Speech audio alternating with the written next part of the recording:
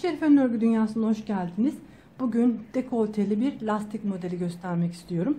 Örgülerinizin lastiklerini kullanabileceğiniz gibi yazlık bluzlarda veya etol şal yapımında da kullanabileceğiniz bir örnek. Modelimiz 3 ilmeğin katlarından oluşuyor.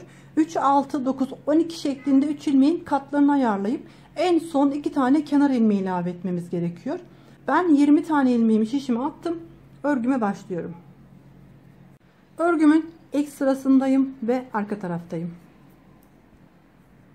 Önce sıra boyunca bir defaya mahsus ilmeklerimi ters örerek hazırlıyorum.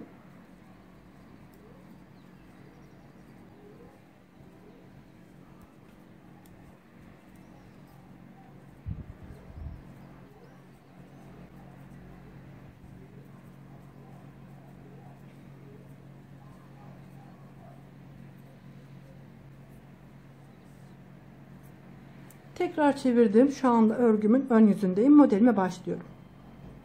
Kenar ilmeğini örmeden aldım. Önce bir tane ilmek şişime doluyorum. İlk ilmeği örmeden atlatıyorum. Devamındaki 2 ilmeği düz örüyorum. Ve ilk başta örmeden atlattığım ilmeği bu 2 ilmeğin üzerinden atlatarak bırakıyorum. Tekrar bir ilmek doluyorum. Bir ilmek örmeden alıyorum. Devamında 2 ilmeği düz örüyorum. Ve örmeden aldığım bu ilmeği 2 ilmeğin üzerinden atlatıp bırakıyorum. Bir ilmek doluyorum. İlk ilmeği örmeden aldım. Devamındaki 2 ilmeği düz ördüm ve bu ilmeği ördüğüm 2 ilmeğin üzerinden atlatarak bırakıyorum. Başlangıçta dolayarak artırdığım için herhangi bir sayıda eksilme olmuyor. Örgümün ön yüzünde modelimin kuruluş şekli bu şekilde.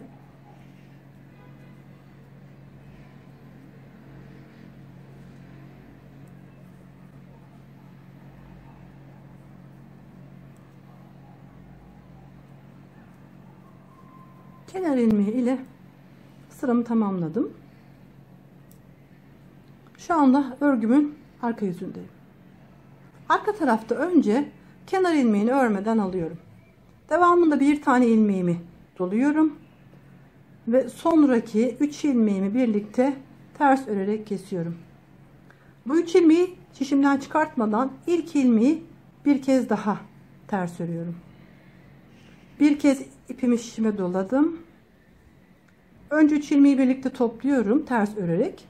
Şişimden çıkartmadan ilk ilmeği bir kez daha ters örüyorum.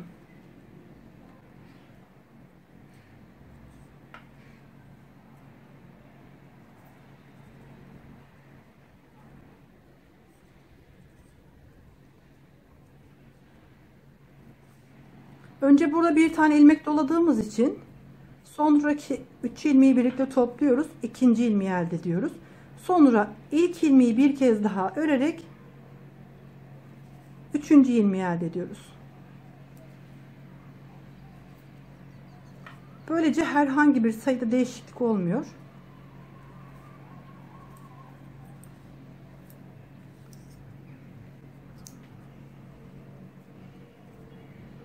Şu anda örgümün ön yüzündeyim.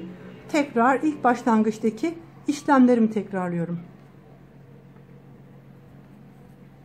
Kenar ilmeğini örmeden aldım. Önce bir tane ilmek doluyorum, artırıyorum. İlk ilmeği örmeden atlatıyorum. Devamındaki 2 ilmeğimi düz örüyorum. Örmeden atlattığım bu ilmeği 2 ilmeğin üzerinden atlatıp bırakıyorum. Bir ilmek doluyorum. Bir ilmek örmeden alıyorum. Devamında 2 ilmeğimi düz ördüm. Örmeden atlattığım ilmeğimi bu 2 ilmeğin üzerine atlatıp bırakıyorum. Bir tane ilmek doladığım için örmeden aldığım ilmeğimi burada atlatarak hem modelime şeklini veriyorum hem de sayıyı dengeliyorum.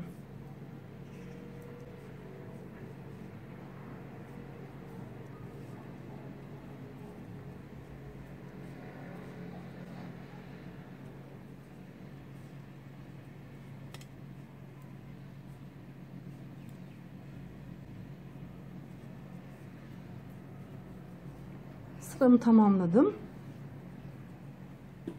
Tekrar Örgümün arka yüzündeyim.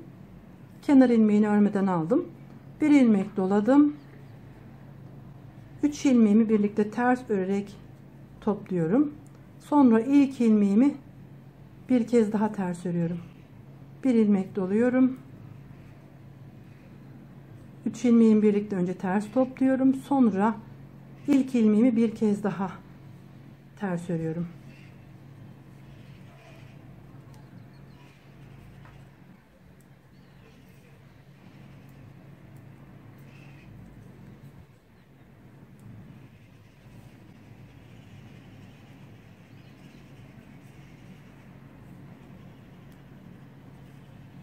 Bir ilmek doladım. 3 ilmeği birlikte önce ters örerek topluyorum. Şişimden çıkartmadan ilk ilmeği bir kez daha ters örüyorum.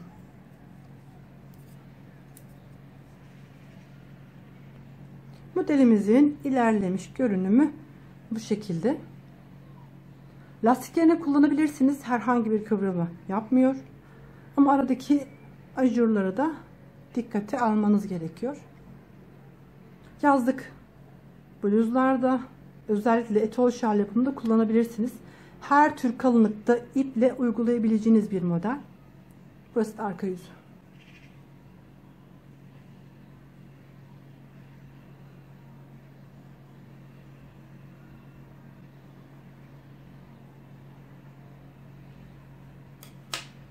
Yapmayı düşünen herkese kolay gelsin.